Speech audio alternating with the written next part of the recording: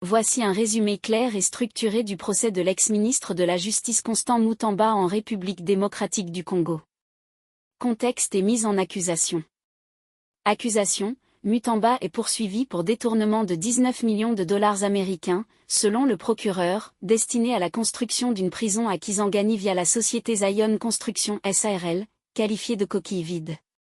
Origine du fonds: les ressources proviennent du FRIVAO, fonds de réparation aux victimes des activités illicites de l'Ouganda, réaffecté de manière contestée par Mutamba. Vote du Parlement: l'Assemblée nationale a autorisé les poursuites le 15-16 juin 2025, vote majoritaire, entraînant la démission obligatoire de Mutamba. Déroulement du procès.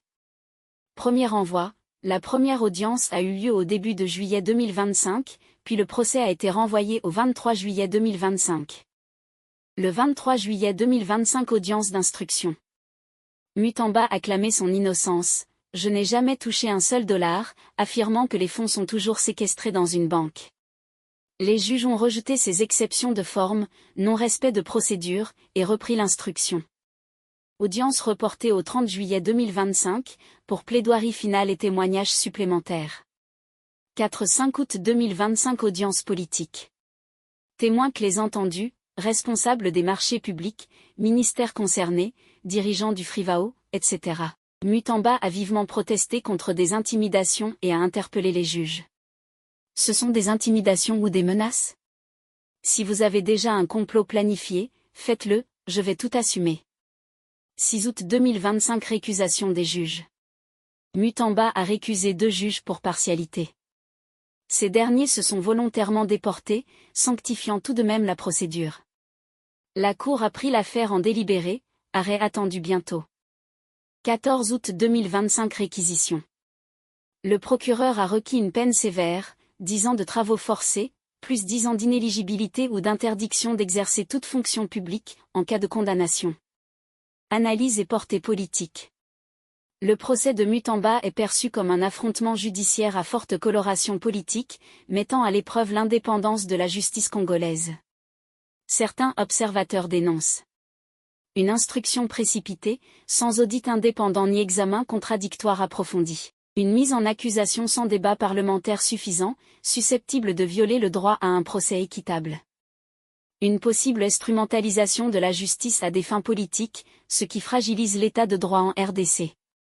Voici maintenant quelques extraits marquants des témoignages entendus lors du procès, qui semblent majoritairement le décharger des accusations avec des points de vue nuancés selon les rôles des intervenants.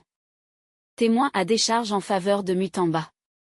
Rose Mutombo, ancienne ministre de la Justice, a expliqué que ses services, comme ceux de Mutamba, dépendaient de l'expertise technique du ministère des Infrastructures et Travaux Publics pour tout projet de construction, faute de compétences internes.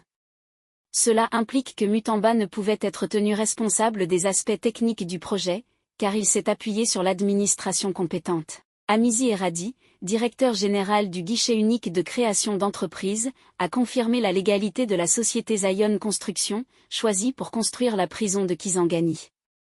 Il a par là même atténué les insinuations selon lesquelles l'entreprise serait fictive ou frauduleuse. Christian Kalum, expert de l'ARMP, Autorité de régulation des marchés publics, a pointé une défaillance administrative au niveau de la primature, affirmant que le dossier n'avait pas subi les procédures habituelles après sa transmission par Mutamba sans l'impliquer directement.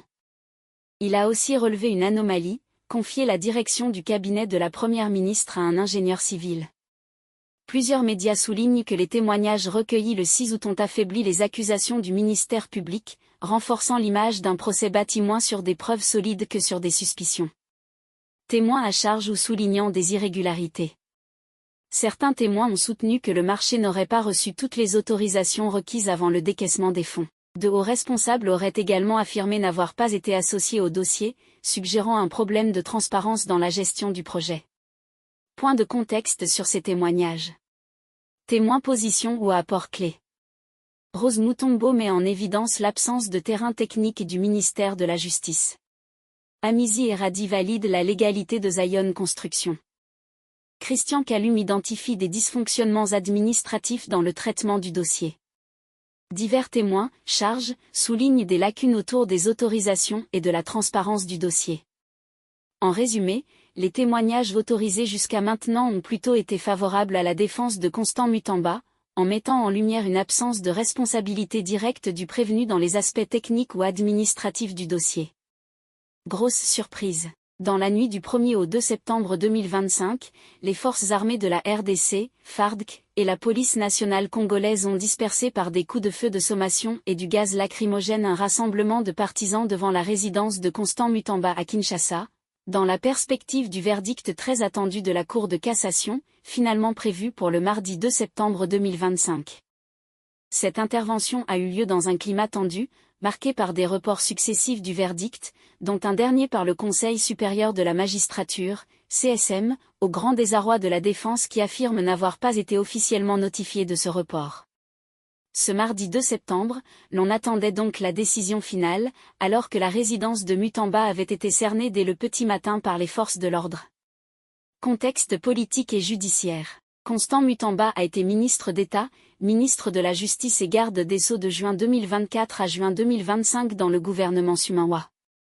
Il a démissionné le 18 juin 2025 suite à des poursuites pour détournement de fonds visant un projet de construction de prison à Kisangani environ 19 millions de dollars et après que son immunité parlementaire eût été levée. Son procès devant la Cour de cassation avait déjà été reporté à plusieurs reprises, notamment à cause du climat tendu et du volume des procédures en cours, selon le CSM, tandis que la défense dénonçait une stratégie de diversion et un manque de transparence dans la procédure. En juin 2025, Mutamba a aussi publiquement dénoncé les poursuites comme étant un complot orchestré politiquement, supposant que des réseaux mafieux et des intérêts étrangers notamment le Rwanda seraient à l'œuvre pour le discréditer. Verdict rendu. La Cour de cassation de Kinshasa a condamné Constant Mutamba, ancien ministre de la Justice, à 3 ans de travaux forcés pour détournement de fonds publics, une somme estimée à environ 19 millions de dollars, destinée à la construction d'une prison à Kisangani.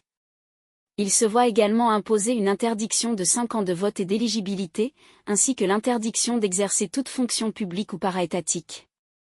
La Cour a ordonné la restitution de la somme détournée, ainsi que le paiement de frais d'instance. Et vous, que pensez-vous de la fin de ce procès? Dites-nous en commentaire et merci de vous abonner à notre chaîne et partager cette vidéo.